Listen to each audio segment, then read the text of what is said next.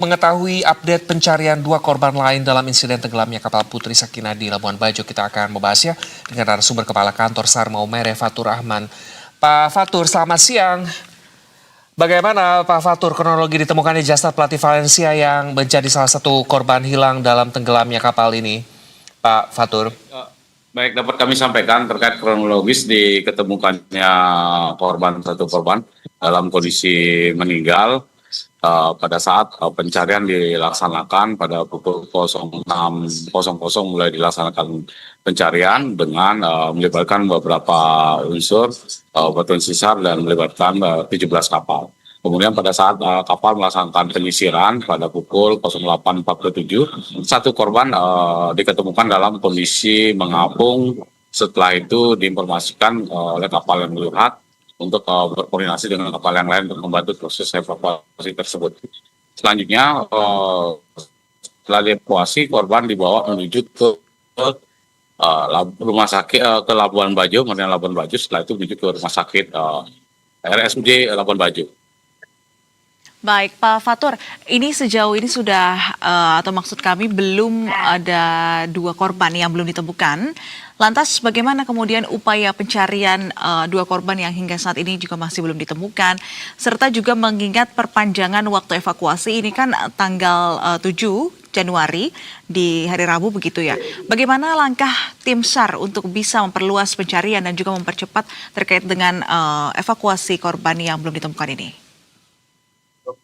Baik, proses yang dilaksanakan oleh Basarnas sendiri dan tim SAR gabungan pencarian masih tetap dilaksanakan, baik itu dengan cara melakukan penyisiran di pulau-pulau sekitarnya dan juga melakukan penyisiran dengan menggunakan 17 kapal tersebut ke di daerah yang dicurigai adanya korban.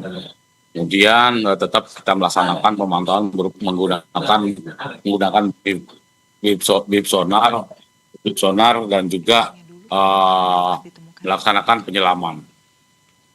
Untuk perpanjangan memang kita menginformasikan begitu diketemukannya di hari ke-10 pencarian terhadap 4. Awalnya adalah 3 korban yang belum diketemukan, jadi ketemu 1 pada pukul yang saya sampaikan dari pukul 08.47, kemudian pencarian kami perluas dan pencarian diperpanjang sampai dengan tambahan 3 hari ke depan, demikian. Baik, Pak Fatur, bisa dijelaskan kepada kami dan pemirsa seperti apa kondisi korban saat ditemukan dan tepatnya di lokasi mana, Pak Fatur? Baik, dapat kami sampaikan terkait lokasi penemuan itu ditemukan kurang lebih dari lokasi kejadian ke 1,13 nautical mile dari lokasi titik diduganya kapal tersebut mengalami karam, demikian. Oke. Pak Fatur, pada saat korban atau pelatih Valencia CF yang ditemukan, ini bagaimana kondisinya pada saat itu? Apakah ini sudah keluar terkait dengan hasil otopsi korban? Seperti apa, Pak? Baik, dapat kami sampaikan begitu korban itu kita temukan dan dibawa menuju ke rumah sakit. Setelah itu dilaksanakan otopsi oleh tim Inapis Polda Nusa Tenggara Timur dan Inapis dari Polres Manggarai Barat. Diidentifikasi memang hasilnya adalah memang positif adalah yang kita cari. Baik. Baik, Pak Fatur, jika memang proses pencarian ini diperpanjang menjadi sampai hari Rabu begitu tanggal 7 Januari dan jika sampai hari Rabu belum ditemukan, seperti apa skenario berikutnya Pak Fatur? Apakah akan terus diperpanjang kembali atau seperti apa? Baik, dapat kami sampaikan setelah kita melihat evaluasi di hari terakhir, tepatnya di tanggal 7. Kalau memang tidak diketemukan di tanggal 7, kita evaluasi dan operasi SAR kita laksanakan ditutup dan kemudian tetap kita melaksanakan pemantauan. Pantauan yang sifatnya adalah pergerakan aktivitas tetap berjalan, begitu ada informasi adanya korban, selanjutnya operasi tersebut akan kembali kita buka. Pak Fatur, proses pencarian para korban ini berlangsung lebih dari 1 pekan pasca kejadian tenggelamnya kapal tersebut. Apa sebetulnya yang menjadi kendala di lapangan, Pak Fatur, dalam proses pencarian para korban ini?